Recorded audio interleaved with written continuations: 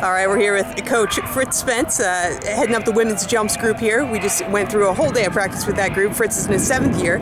So, Coach, if you could tell us a little bit about what the women's jumps group has been focusing on this fall so far. So far this fall, we was focusing a lot on getting stronger, a lot more on the technical aspect of the individual disciplines. Teach them how to do things properly and actually on how to focus and when it comes to competition.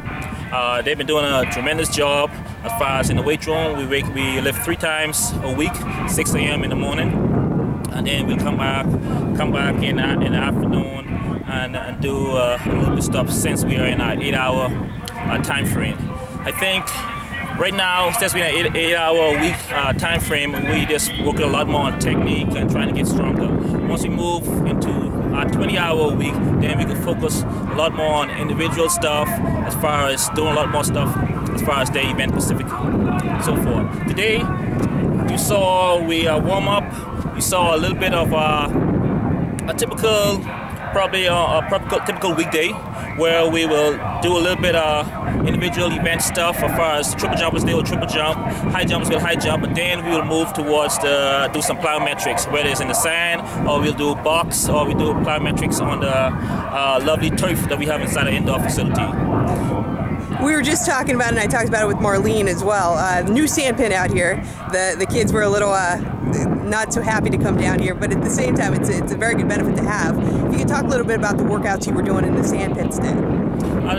Today we started with some hurdle hops, which trying to teach them to be a little more explosive vertically, and then we went into some hop step inside the sand pit. Then we move on to move into skips for height. Teach them to be a little more aggressive in the sand. The more aggressive they can be in the sand, when we move to the turf or to a grass, they'll be a lot more explosive.